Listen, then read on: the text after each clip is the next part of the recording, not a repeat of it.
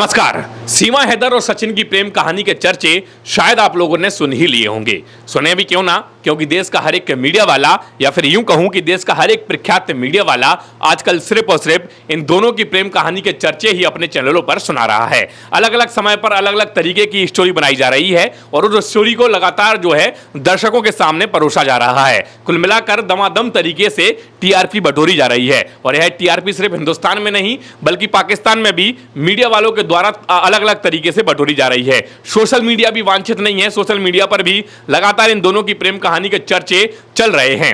लेकिन कुछ पॉइंट है, कुछ बिंदु है जिन पर बात करना बेहद जरूरी है और मुझे लग रहा है कि आज के इस वीडियो में जब मैं उन बिंदुओं पर बात करूंगा तो आप भी उन बिंदुओं पर विचार कीजिएगा और सोचिएगा कि क्या यह कहानी सच्ची है या फिर कहीं ना कहीं इसमें कुछ दाल में काला है। उम्मीद है कि आप इस वीडियो को अंत तक जरूर देखेंगे। मेरा नाम पंकज है और आप देख रहे हैं तीसरी आंख न्यूज। हम उन खास बिंदुओं पर चर्चा करें उसके पहले इनकी लव स्टोरी के बारे में थोड़ा बहुत आप लोगों को बता देता हूं ताकि आप लोग समझ सकें कि यह कहानी कैसे शुरू हुई। आपको बता दें कि आधुनिक दुनिया में यह आधुनिक प्यार है। एक ऐप था पबजी ऐप, जिसको भारत में बहुत मशहूरत मिली थी, बहुत ज्यादा युवा इसको खेलता था। सचिन भी उनमें से एक था। सचिन भी पबजी का दीवाना था और 2019-20 में सचिन जो है पबजी लगातार खेलता था। आपको बता दें कि पबजी ऐप में एक फीचर होता है कि जब आप जिसके साथ वो ऐप गेम खेल रहे हो सामने वाले से आप बात भी कर सकते हैं और चैट भी कर सकते हैं। और यह जो ऐप है, यह जो पबजी गेम है, यह दुनिया में आप किसी के साथ भी खेल सकते हैं। सचिन भी पबजी खेल रहा था और सचिन खेलते खेलते जो है पाकिस्तान की सीमा हैदर के साथ जो है इस गेम को खेलने लगा।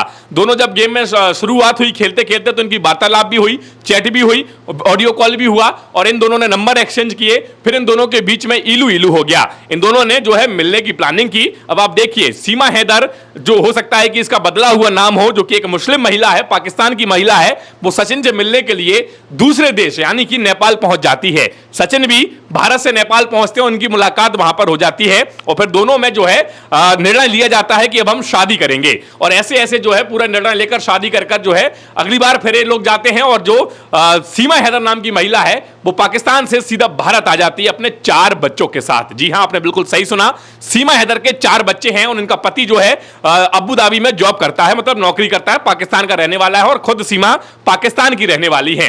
अब कुछ बिंदु हैं जिनके बारे में चर्चा करना बेहद जरूरी है। सबसे पहली बात सुन लीजिए कि सीमा हैदर अपने पति को छोड़कर 4 बच्चों के साथ 2 देशों की सीमाएं लांघकर भारत में आई है, वो भी इलीगल तरीके से। अब आप समझ सकते हैं सीमा हैदर जो खुद को 5वीं पास बताती है, कैसे 2 देशों की सीमा लांघकर भारत में आ जाती है। उसने यूएई के रास्ते से, नेपाल के रास्ते से भारत में एंट्री की। अब आप सोचिए कि 5वीं पास महिला बिना किसी मदद के, बिना किसी की ट्रेनिंग के भारत आ सकती है।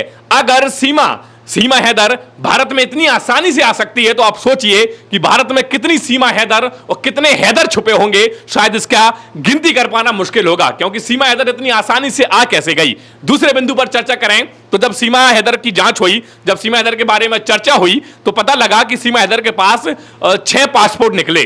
4 पासपोर्ट और 4 उसके बच्चों के और 2 पासपोर्ट उसके, मतलब उसके पास 2 पासपोर्ट थे। इसके अलावा सीमा के पास 4-5 मोबाइल निकले, 4-5 सिमें निकली और इसके अलावा एक फर्जी आधार कार्ड भी सीमा के पास प्राप्त किया गया। फर्जी आधार कार्ड में बकायदा पति का नाम जो है सचिन रखा गया। अब आप सोचिए, हम जब लीगल मतलब असली आधार कार्ड बनवाने भी जाते हैं तो हमें लगभग 15 से 20 दिन का समय लगता है। इस महिला को फर्जी आधार कार्ड कहां से मुहैया करा दिया गया और इस महिला को यह आधार कार्ड मिल कैसे गया।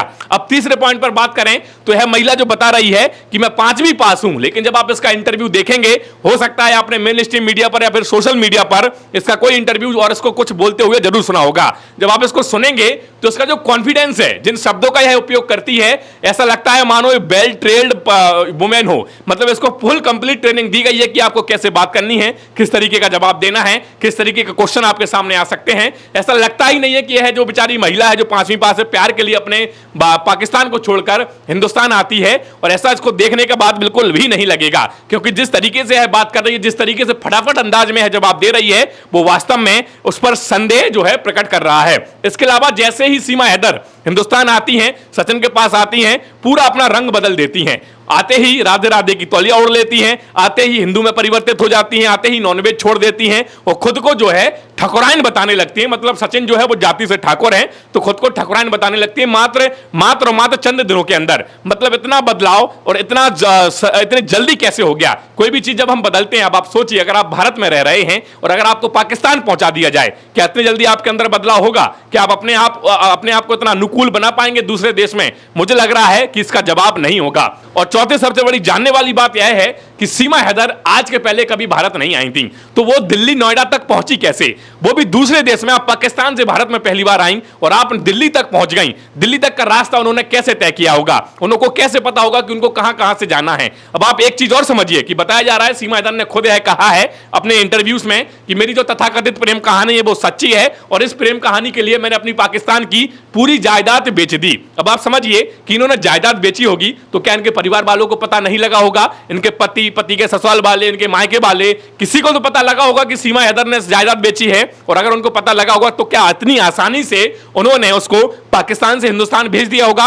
मुझे लग रहा है ये सारे सवाल जो हैं वो एक बहुत ही बड़ा संदेह जो है सीमा हैदर पर खड़ा कर रहे हैं। देखिए, मैं किसी भी व्यक्ति के शरीर का मजाक नहीं उड़ा रहा हूं, लेकिन अगर आप सचिन को एक बार में देखेंगे और सचिन को सुनेंगे, जो कि इंटरव्यू में सचिन भी बोल रहे हैं, तो आपको पता लगेगा कि सचिन जो है उतना पढ़ा लिखा नहीं है। सचिन धीरे धीरे बोलता है और कई जगहों पर सीमा उनकी मदद कर रही है बोलने के लिए।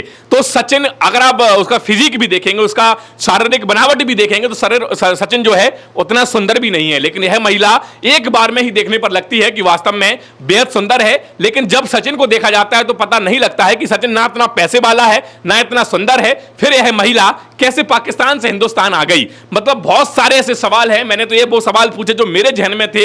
इसके अलावा कई और सारे सवाल हो सकते हैं जो अगर सीमा हैदर से कठोरता के साथ पूछा जाए तो शायद उन सारे सवालों का जवाब जो है मिल सकता है। देखिए, किसी भी देश से भारत में आना बड़ी बात नहीं है, लेकिन पाकिस्तान से भारत में आना वास्तव में बड़ी बात है। क्योंकि अगर इस तरीके से इतनी आसानी से सीमा हैदर भारत में आ जाती हैं, तो मैं एक बार फिर से रिपीट कर रहा हूं, तो आप सोचिए कि भारत में ऐसे कितने सीमा और कितने हैदर छुपे होंगे जिनके बारे में शायद अभी तक हमें पता ही नहीं होगा। तो कहीं ना कहीं या तो फिर यह महिला झूठ बोल रही है कि यह पाकिस्तान से आई है, या फिर अगर आई है तो इसमें बहुत बड़ी साजिश भी हो सकती है। जरूर उसकी किसी ना किसी ने मदद की होगी। अदरवाइज 5वीं पास क्लास महिला 4 बच्चों के साथ, मैं बार बार रिपीट कर रहा हूं कि 4 बच्चों के साथ पाकिस्तान से हिंदुस्तान आना कोई आम बात नहीं है। इन पर वास्तविक रूप से कड़ी जांच होनी चाहिए और पता लगना चाहिए कि आखिरकार पूरा माजरा क्या है। अब आप लोगों की राय भी बेहद जरूरी है। आप लोगों को क्या लगता है कि सीमा हैदर और सचिन की प्रेम कहानी क्या सच्ची है या फिर एक बड़ी साजिश हो सकती है? या आपको लगता है कि प्रेम में इतनी अंधी हो गई थी सीमा कि पाकिस्तान से हिंदुस्तान आ गई और इतना बड़ा रिस्क ले लिया? या फिर आपको लगता है कि इसमें वास्तविक रूप से सीमा हैदर की किसी ना किसी ने मदद की है? अगर इन सारे सवालों के जवाब आप देना चाहते हैं तो नीचे कमेंट बॉक्स में जरूर दीजिएगा। उम्मीद है कि आप इस वीडियो को शेयर जरूर करेंगे, क्योंकि शेयर करना बनता है। क्योंकि ऐसी महिला अगर भारत आई है तो मैं बार बार फिर से एक बार बोल रहा हूं कि यह आसान नहीं है। शेयर कीजिएगा, सरकार तक और लोगों तक यह वीडियो पहुंचाइएगा ताकि इस महिला की सच्ची जानकारी जो है लोगों के सामने आए। अगर वीडियो आपको पसंद आया तो उसको लाइक कीजिए। अगर आप चैनल पर नए हैं और आप हमें फेसबुक पर सुन रहे थे तो हमें फेसबुक पर फॉलो कीजिए। यूट्यूब पर सुन रहे थे तो यूट्यूब पर हमें सब्सक्राइब कीजिए, बेल आइकन को प्रेस कीजिए ताकि भविष्य में कभी भी मैं ऐसा वीडियो अपलोड करूं उसका नोटिफिकेशन सबसे पहले आपको मिले। चलिए आज के इस वीडियो में इतना ही, मिलते हैं अगले वीडियो में। तब तक के लिए जय हिंद, जय भारत।